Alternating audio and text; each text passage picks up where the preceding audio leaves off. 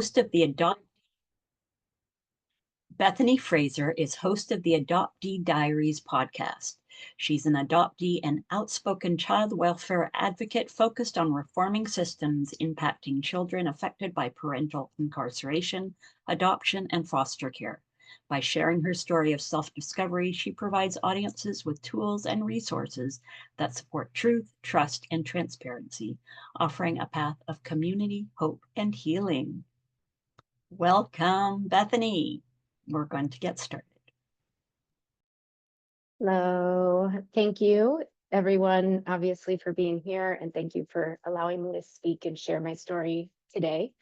I think you covered everything, Michelle, so I feel very open to having an interactive conversation, so feel free to drop questions in the chat. We're going to leave time at the end, but feel free to interrupt me if you have anything that you want to get out and say. I do have some space in my slide presentation for sharing. I think it very much so depends on who's in the room. So I think I'll get started and we'll see where we go. Any questions before we get started? All righty. See if I can do this. Okay, can you actually see my screen? Ah, that's good news. That's good news. So, okay, defining the adoptee experience, a journey of truth, trust, and transparency. And you can still see me, I think. So let me just say before I go on, since the topic today is truth, trust, and transparency, I am not feeling very good today. It's been a week, and I'm going to do the best I can. I didn't know if I could show up. So anybody else who has had a week, I am giving you grace. I hope this is a safe space.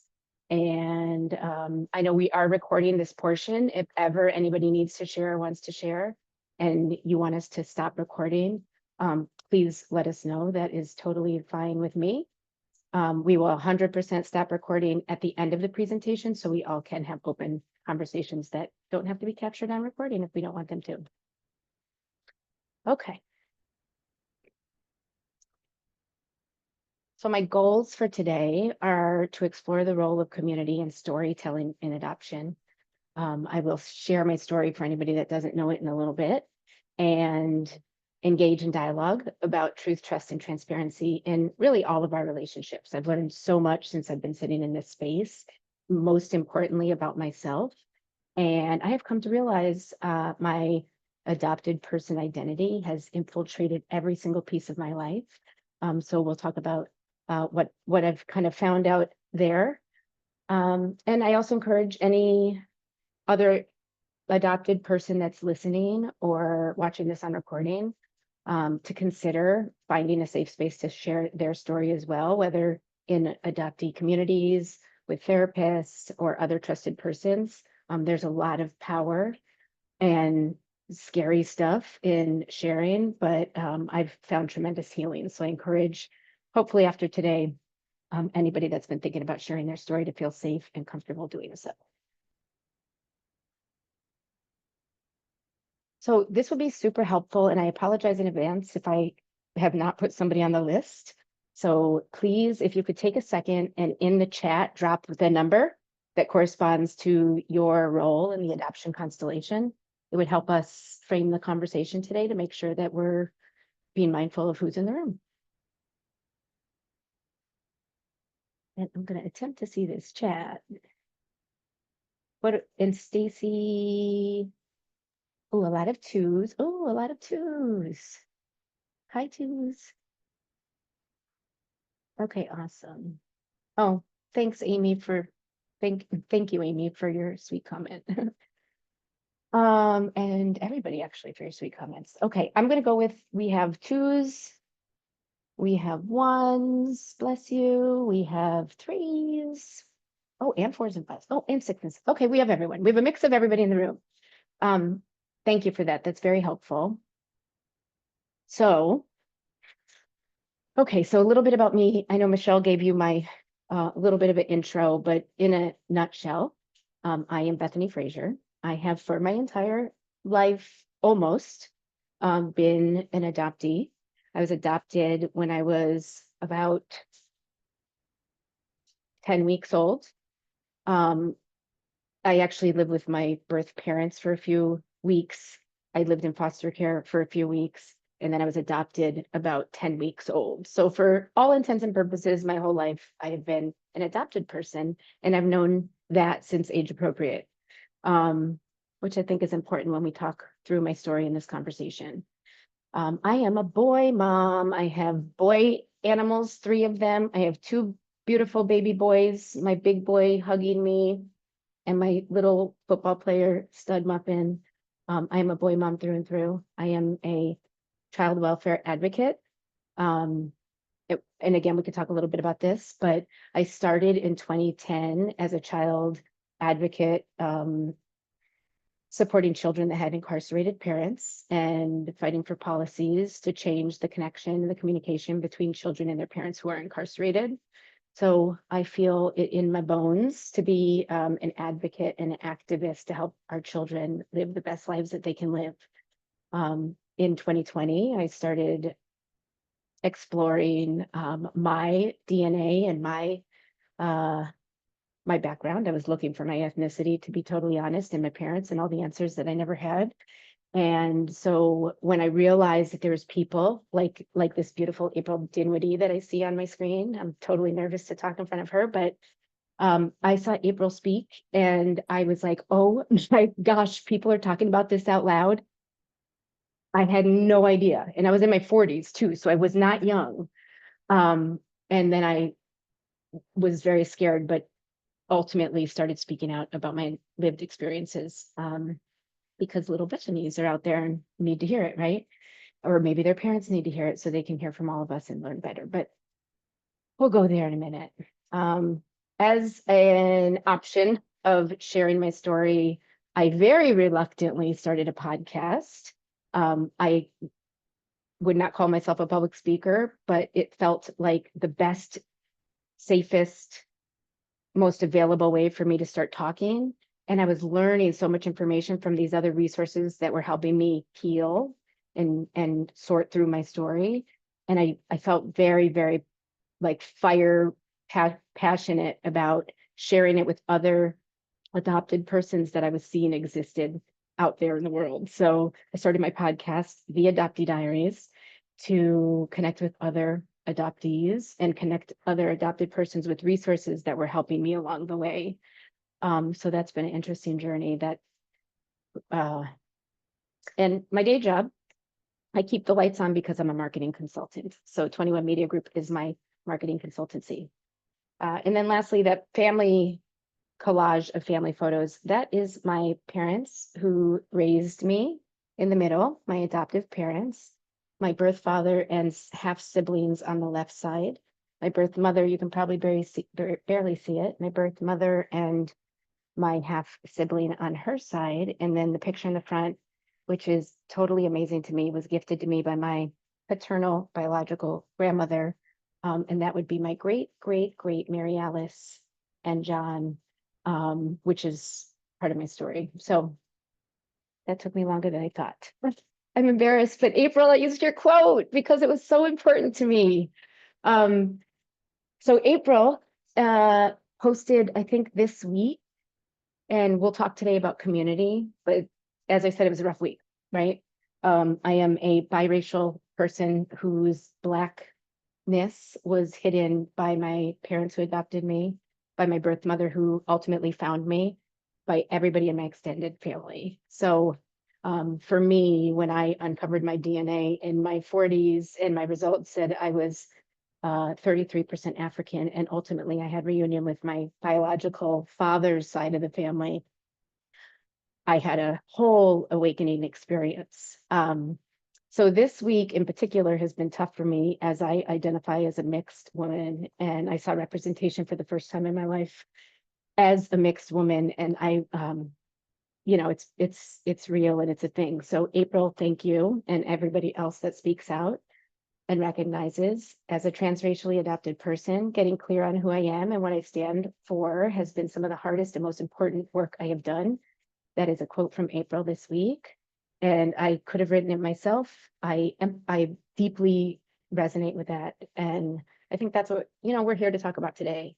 Um, energized to see that there are so many adopted persons on in the conversation today. And whether you're transracially adopted or not, we have these through common lines of feeling othered in some way.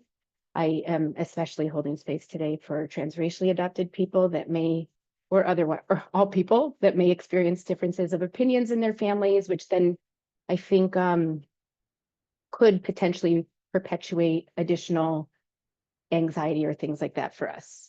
I am a highly sensitive person. I have found out as I've done my work. I am a highly empathetic and emotional person. I have found out as I've dug into myself, and it's explained a lot for me. So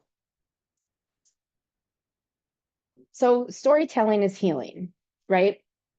For me, learning my story and working for 40 plus years to find the truth of my story, which felt very deeply personal for me. It's different for everybody, but I always wanted to know whose toes do I have, whose belly button do I have, whose eyes do I have, all these things. I was open with my parents all the time about wanting to know these things, and they did not have that information, or so they said at the time. So my whole growing up, I really didn't know anything. And um, I it was a struggle for me. I did not know how to communicate it. So part of my healing process as I've gotten older, and as I started to sort of take control and utilize technology and do the DNA search and reach out and talk and meet with other adoptees, storytelling for me has been a healing, horribly difficult um, act. And it has supported my healing because I feel like I have taken my story back. I have found out my true story and reclaimed my narrative. I've been able to change my story now and tell the truth. I own it, and I feel proud, and I stand squarely in it. So I've gotten this, like, I actually remember thinking I felt like I was 4 years old, because I felt like a little kid who just found out who she was. And now I'm learning how to deal with it, who I am, from like that day that I got my ancestry DNA results. And also as I met my paternal side of the family, who was all kept from me. And now I share it because my hope again is that other little Bethanies don't have parents that aren't telling her whole story. And if there are, I think we said there are some parents on the line today. I have absolute and total respect for my parents. And I think I heard it on the calls earlier that I was in this morning. My parents did the best that they could with me, and they loved me the heck out of me. I was very supported. I grew up in a Christian conservative Midwest home, and I was very vocal. And I have key moments of my life that I can remember: race, identity, and all these questions coming up. I was 8 years old when Billy, this beautiful brown boy, was in my class. Everybody else, it was a predominantly white school. My dad was the principal. Very tight knit, small conservative school. Actually, I can stop my screen for 1 second. And Billy came into my classroom, and Billy looked like me. And I was like, oh, Mom, Dad, they're the kid that looks like me in the school, right? He's 8. He is my skin color, and he has a mom and a dad, and they're black and white. And I said, do you think I am black and white because that's what I look like? And my parents were like, no, no, no, honey. No, honey, you're Russian. And I was like, oh man, but I look like Billy. And I was convinced at 8 years old, either I was going to marry Billy or he had to be my brother because we looked identical. And I was definitely like, this little boy is mine, either my sibling or my husband. And then it started. So my earliest memory is at 8 of me asking my parents, and my parents, no, no, no, no, 13, 18, 21, 25, 28, 30, 35. I can, now that I've done this work and sort of gone back in my timeline, I can see these critical like moments where I asked questions or I had experiences, and I had no filter. So I was always like, hey, mom, dad, I don't understand. Somebody called me the N-word today. And they would, what? Oh, honey, why would they do that? And it's funny now, I had no idea. I look at pictures of myself now in my family. I truly believed, you guys, I believed it until I didn't, that I was a like Czechoslovakian Russian Christian white person from the Midwest, right? I really believed them. Um, so I'm gonna keep going. I knew I was gonna start rambling on this today because I wasn't feeling right in my head. So I had a copy of I wrote a personal essay, and I was gonna read some of the personal essay today for you all, just so I can like get my story out in a clear and concise manner. So I'm gonna try to keep going, but this is for me the tough stuff that I have now been able to speak about without like completely losing it. So here's my story in a nutshell, right? I was born in the 70s in Western New York, Bill's Mafia. I'm from Buffalo, and my parents adopted me, and we moved to the Midwest in, uh, I don't know, the 80s. So I really, really grew up in the 80s and in 80s and 90s outside Chicago. Like I said, throughout time, I asked my parents. I was receiving some form of racism because I was the only person that looked like me. Uh, but I don't think I knew it by name, and we did not discuss race in my house. I don't think that, I never thought that my parents were necessarily like racist per se or anything like that. We just didn't talk about it. And I was like, all right, white people don't talk about this. I'm white. We don't talk about, there was nothing. So I went to college, University of Alabama in 1994. I'm dating myself. And the day I arrived on campus, the Ku Klux Klan was marching, and there was a mixed couple at a high school trying to go to a school dance or a school function. And the principal said they could not come to the dance because it was illegal to be interracially in a relationship in Alabama in 1994. And I was like, God, this is the weirdest. I'm calling my parents, like, where am I? I came from Chicago and we never talked about race. And I'm like, this is not normal. And I got nothing. We would not address it. We would not talk about it. I joined a white sorority. I had all white friends, and I always felt off in those circles.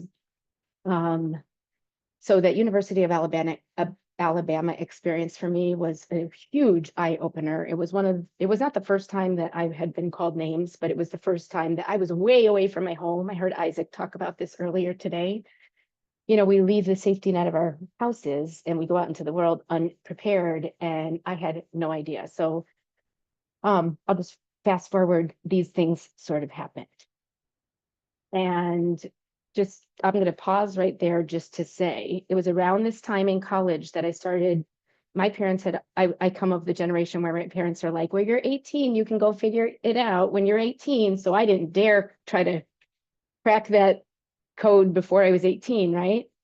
And when I was 18, 20, something like that, I said, I think I'm going to call the adoption agency. I was like secretly going to the adoption agency in Western New York to see if I could get any information. And I did. I got non-identifying information that told me just enough about my birth mother. And there was a little footnote that said father, light-skinned Negro. And I was like, oh, what? My daddy's a light-skinned Negro? I'm like, oh my God. Well, a couple years after that, I'm like, I had non-identifying information, but I felt like I was like, okay, I know a little tiny piece from what this paper told me. And I went out to, oh God, I was all over the place. I was a flight attendant at the time, and I was asking anybody I met if I was flying around the New York area. I'm like, hi, do you know somebody that happens to have two sisters? And I think they're really big in the temple. And I think, and I'm giving everybody all this information. Nobody, of course, um, is reacting to me. Actually, there was a scene in This Is Us for anybody that's a This Is Us fan, where Randall was running around and he thought everybody he saw was like related to him. For me, that was very real. I mean, I was running around And at some point, Vanessa Williams, I think in the 80s, was like Miss America. I was totally convinced that Vanessa Williams was my mother. And I think I told people, and I started making up all these stories. So anyway, I'm going through my life like this, and I got little bits of information, and my phone rang one day. It was my birth mother. I was 29 years old. I get a phone call. Hi, Bethany. It's your birth mother. I'm like, oh my gosh, I'm going to get more information.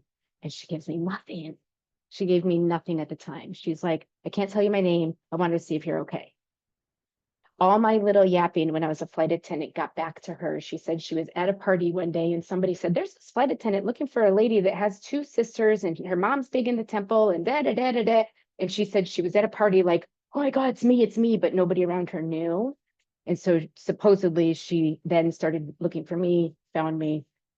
I don't know, but she wouldn't give me any information. So these themes kind of kept happening throughout my life.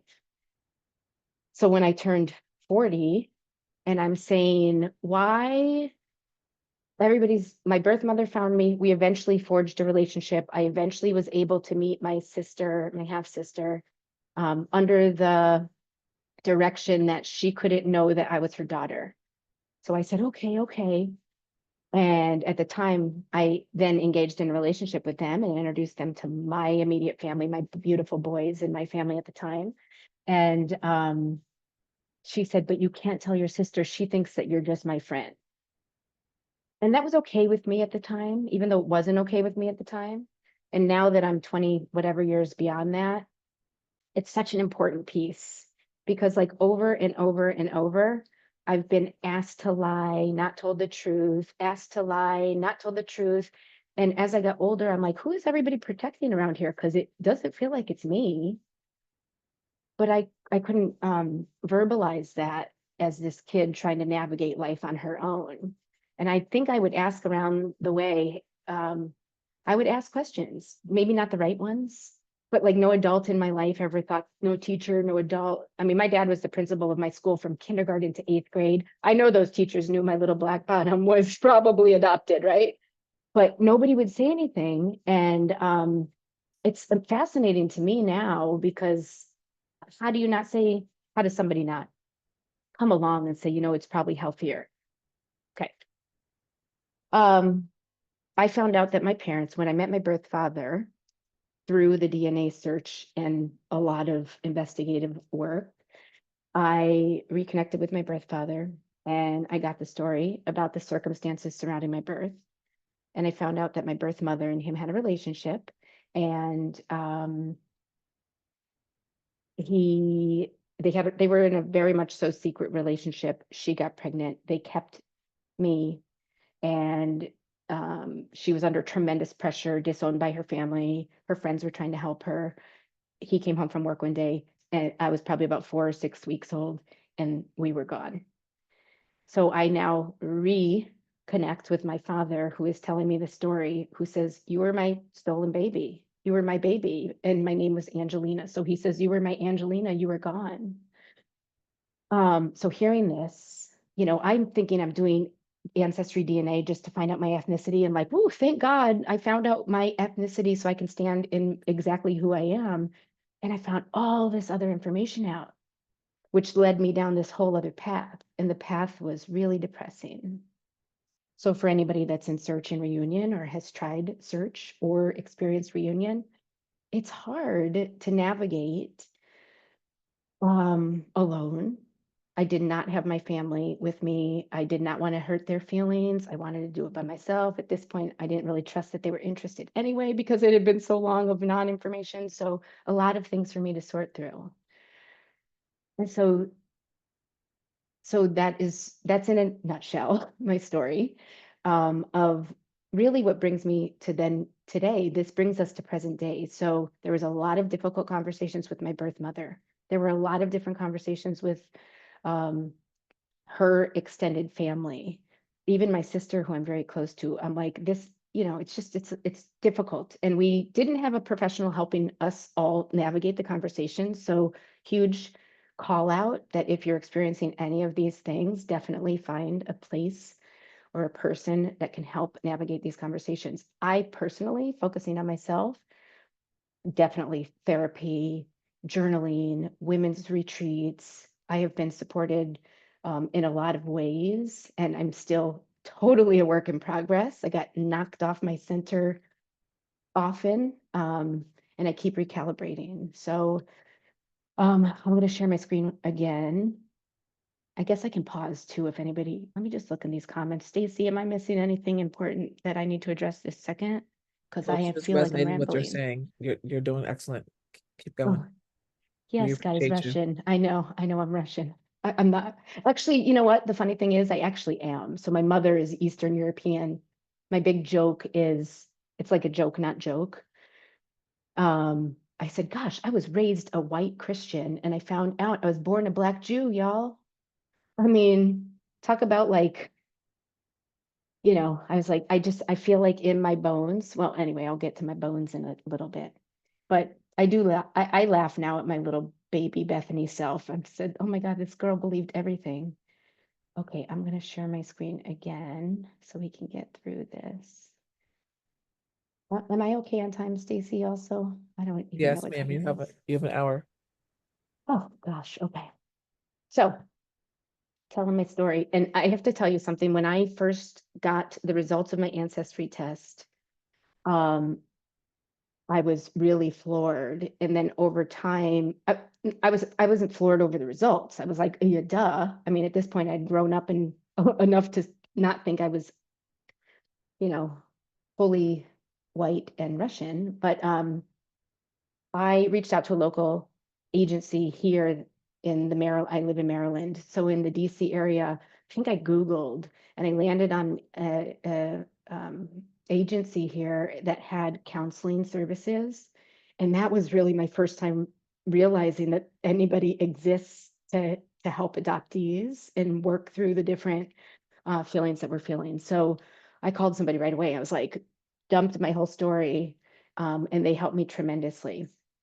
Um, One question I get a lot, which is, do you think your parents really knew, or did they just tell you you're Russian?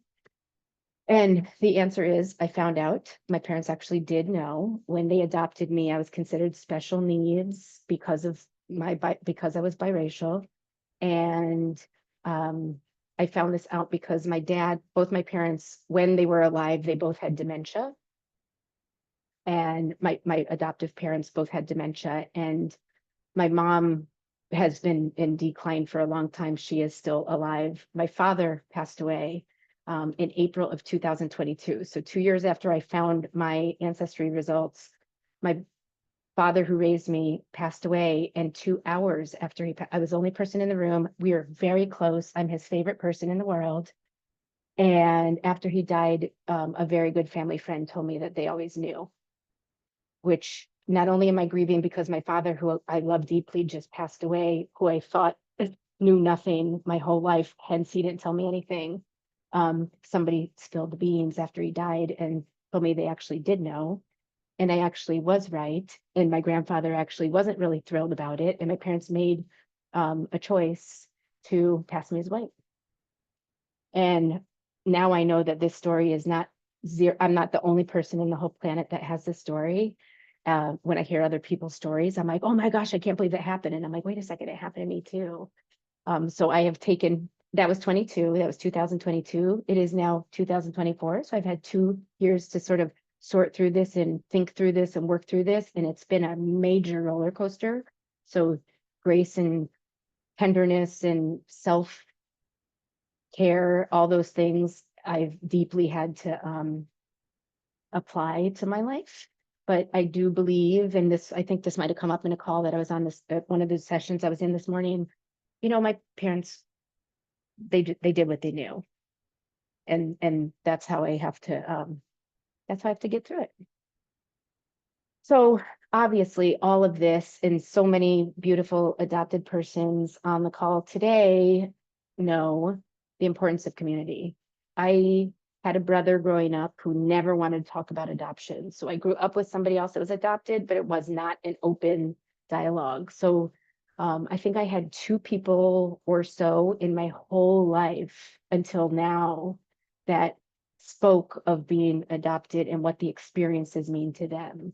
So for me, I have received support.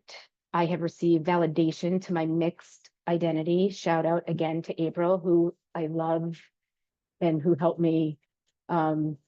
She was probably one of the first adopted persons who was speaking out about her biracialness. And there's one little sticky point that I always notice when I see other biracial people or adopted persons in general. For me, when I see parents that are supportive, like April's beautiful parents who adopted her, who seem to be supportive parents, and other stories that I hear of supportive parents of the search and the journey and recognizing their cultural heritage and identity, I get really, it's like I get like all tight. And I know that for me, that's my kind of like nervous, whatever. So I'm still working through all that, but I didn't have my parents' support. So of course, for all the parents that I get to speak through now when I'm giving workshops and telling my story to folks, I couldn't say enough. I'm like, if you hear nothing else I say, the truth builds the trust. Please be transparent, because it makes the biggest difference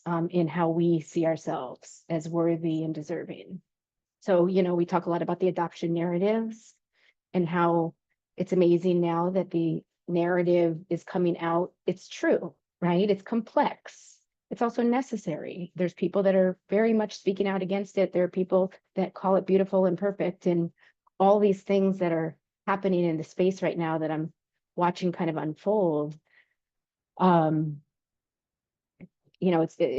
just happy that the conversation, like the cat's out of the bag, so we can talk about it, and we get to choose what our experiences tell us about adoption.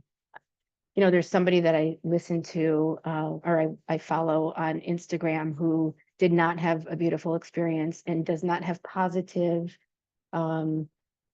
thoughts, of course, about adoption because of the experiences that she had as an adopted person. And I I I reached out to her and I said, I love your honesty. My experience wasn't yours, but who would I be to judge? And I just think that all that needs to continue in our community.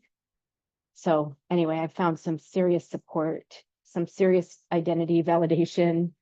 Going to the University of Alabama, where it was literally illegal to like be in an interracial relationship, and knowing that I was a mixed girl down there, I felt it. Again, I did not know its name, but I was that mixed looking girl. Now I know where I don't even know where to date or what sorority to be in or where to fit. And that was real. And I've heard that from others. So sharing those stories has been very helpful in healing. Okay. So I'm not going to do what I was going to do, Stacy and Michelle. I told you guys I was probably, if we had some time, going to maybe put on a little recording of one of my favorite people that has helped me so much. And everybody has a different opinion on mindfulness and meditation. So if you are not a mindfulness and a meditation person, then I will encourage you to consider this as just a poem. But Sarah Blondin is actually, Michelle, she's from Canada. So, but I think British Columbia. So Sarah Blondin, I heard about a couple years ago, and Insight Timer or Spotify, if you look her up and you're interested, she has some absolutely gorgeous, healing, helpful, mindful, centering, quiet recordings. And by the way, she has a very soothing voice, in my opinion, but a centering thought. And this for me this is just a piece of this beautiful meditation she offers. And the meditation is called, I Would Like to Give You Permission. So if you guys are into meditation, feel free to close your eyes, feel free to get comfortable, feel free to go off camera if it's not going to get you in trouble with your CLE. And I'm going to read this. So I would like to give you permission in this moment, on this breath, in the room in which you are sitting. If you would allow me to, I'd like to give you permission to come out from hiding, to come out from behind the curtain of your life and be here on this breath, unapologetically you. This means in this moment, you are allowed to sit without the weight of your various identities. You are allowed to sit here without the pressure of being appeasing or pleasing to anyone. You are allowed to sit here in this moment only to take care of your own self, your own heart, your own tenderness. Let this moment be one of freedom and non-identification.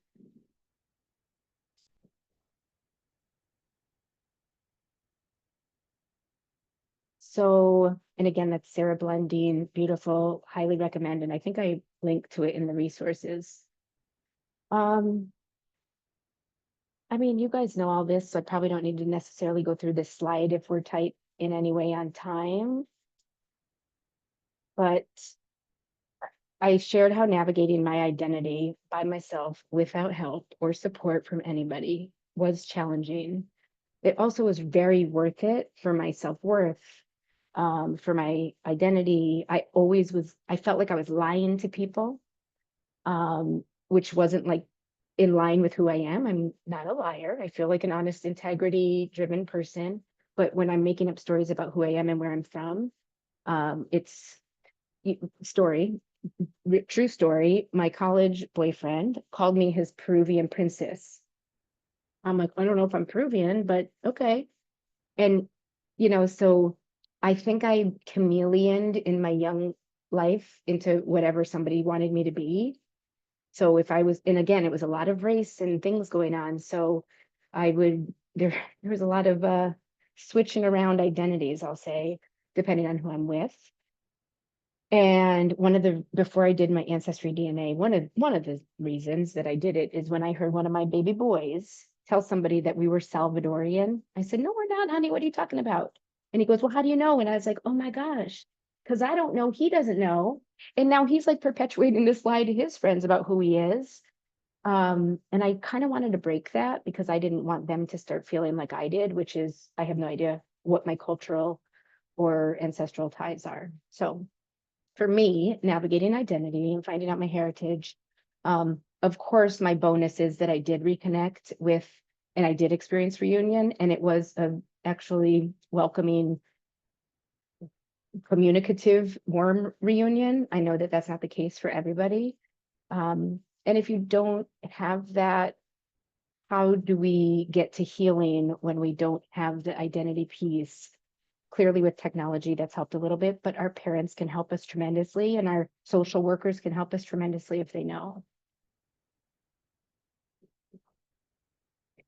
So, I mean, my whole pillars that I operate off of are truth, trust, and transparency.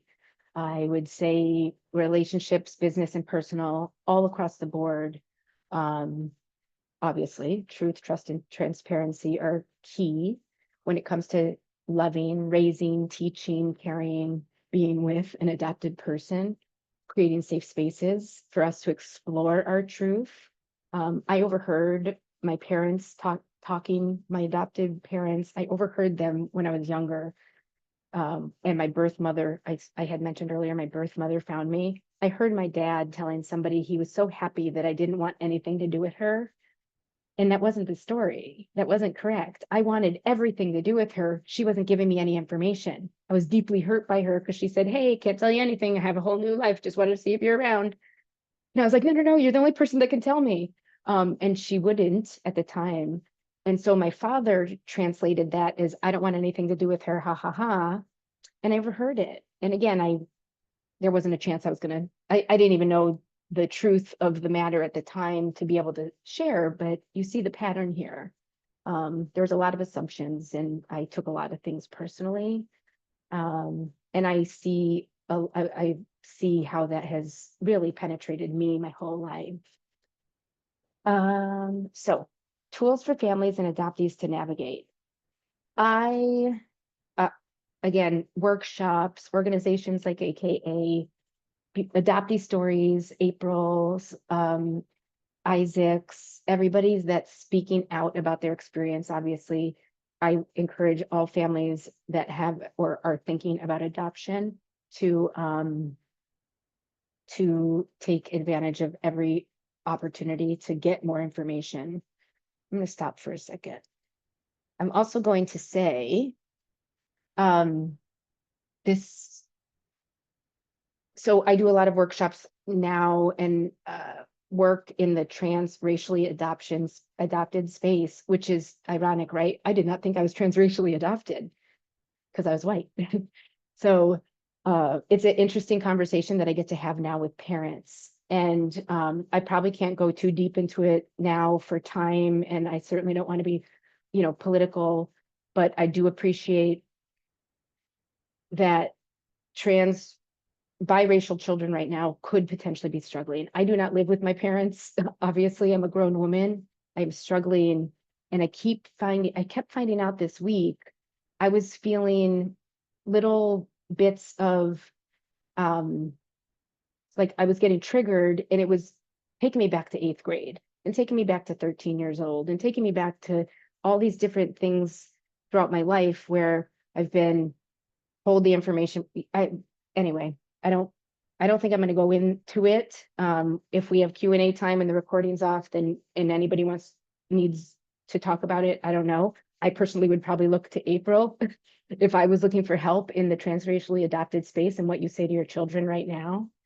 I also live in Montgomery County, Maryland, and our children in our county are getting messages that children around the country are getting about very disgusting racial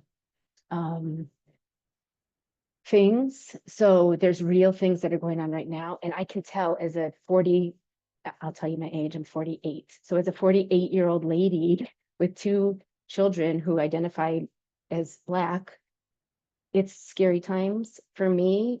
And as an adopted person who has been struggling with race and identity for the majority of her life, I don't know, I can feel that feeling again in my body, and I'm scared I'm going to do something wrong by my kids, right? My biological brown, beautiful babies. And so parents and I think caregivers, et cetera, need to really pay attention to what's happening right now. And even if they're not moved by what is happening or in any way feel any type of way, but maybe joy, of course. I mean, half the people feel happy.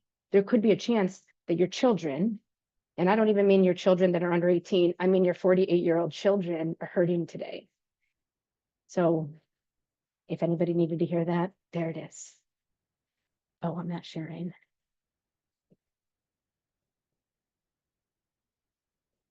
Okay. I think we're almost done. Oh, so I'm going to say since we're in this forum, I like to always encourage people to share stories and reflect on some questions. Obviously, nobody has to share in this space, and we are recording right now. So if you want to kind of think about some of these things, we can talk about them when we're not recording later. But for people that are here and obviously are adopted, do you tell your story? Do you want to tell your story? And if you do, but you don't know how or where to start, everybody's unique story matters, and we all can learn something from our stories. I definitely was like, nobody wants to hear this silly story of mine. And I cannot tell you how many amazing, beautiful people have come up to me to tell me about how they resonated with my story, learned from my story, etc. So if you, I usually do this in breakout sessions, but you guys can journal or take notes or whatever. What truths define your story? What is your 8 years old, 13 years old? What are those stakes in the ground where you're like, oh my gosh, this is real. And this is something that I remember, and this is my story and it defines me. And kind of like, for me, it was helpful to go back in my timeline. Who was I with? What was I doing? What happened? What's my memory? And I kind of journal on that. Obviously, how is this general question, how has community impacted your sense of self? I have a relationship with my birth parents, both of them. So I get an opportunity to meet birth parents and speak to parents. My birth father, people love this guy. He showed up on my podcast one day and I got all these messages. He is here for it too. He feels part of the community now that he didn't know existed. So he is also healing as well as a birth father who had no rights and was basically erased from the picture. So, oh, if anybody wants to look up Insight Timer, I'm kind of getting into the resources and then we'll wrap and do some Q&A. Bethany, I So don't know if you know that you're not sharing screen, so we don't see your oh, slide. shoot. Yeah. There we go. Oh, sorry, I'm totally talking to my screen over here. Thank you, Michelle. Well, all right, well, I didn't share anything. Here's those questions. I'll go back. So these were those questions I was just suggesting if anybody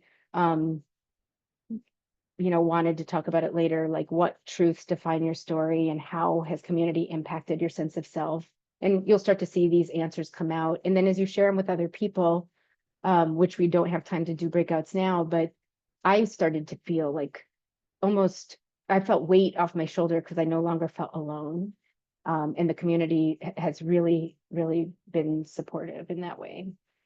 Okay, so this is my little QR code for Insight Timer. If anybody wants, Sarah Blandine is the, Blondin, I think is the name. But anyway, it's just a great resource.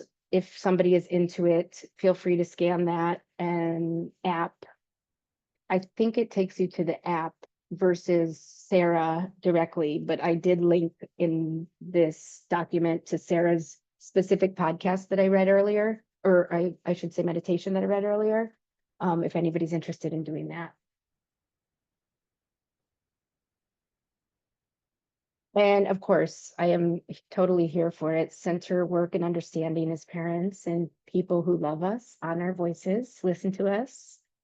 I interviewed Dr. Marielle Bouquet, and I actually am happy that I put this in here. So Dr. Marielle Bouquet is somebody that helped me personally understand intergenerational and epigenetics and how trauma could live in my body. I told you I was born a Black Jew, right? I now know my biological family and my ancestors. I literally come from Holocaust survivors and slaves. I am like ripe for cortisol and stress. And it came up on a call, I think the keynote speakers call. Dr. Marielle Bouquet, when she came on my podcast and she was talking to me about excavating the things that we need to excavate so we can break generational cycles. But when you're adopted and you don't know your generational cycles, my question was, how can we break cycles we're not even aware of? So we have like ongoing conversations about how, because I don't even have that necessary answer, but I will tell you to be within other therapy groups and support groups and having parent support, as I've heard from others that they have, all those things can help. But there is this scientific data about what our bodies are. And I will tell you, I am also my grandmother. I am my paternal grandmother. So meeting her and seeing her, I have her feet, I have her hands, I have her spirit, I have her attitude, I have her fire in her, I have her zest. I look like her. So I am, nature and nurture obviously are at play, and I've seen it. So Dr. Marielle Bouquet, if anybody's interested in hearing or learning about any of that, or if they're looking for intergenerational trauma support, she's got some fascinating research.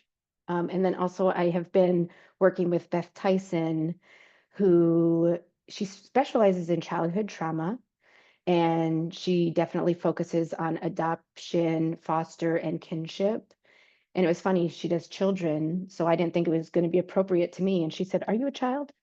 And I'm like, "Oh, good point." So I have found so much really good nuggets to help me understand when it comes to childhood trauma, especially through the lens of an adopted person. And in case the fourth bullet here for anybody that might need any type of support. Uh-oh, did my earphones die? Can you guys hear me? We can hear you. Oh, okay. I'm going to keep going, but flag me down if you can't hear me. I think one of these died. So these are just a few of the resources that I have used personally to help kind of move through a lot of the traumatic thoughts and experiences that I've had, hurts and pains and things like that.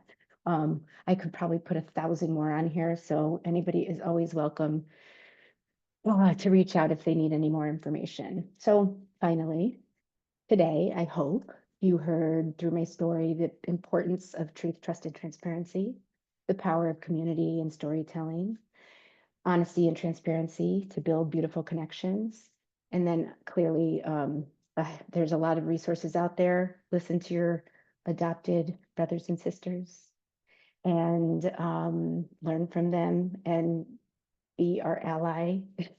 And that is me. That is my Adoptee Diaries. If anybody wants to scan the QR code and listen, that's great. If any of the practitioners or people on the call today want to be a guest on the Adoptee Diaries, I'm always looking for fabulous people to connect with.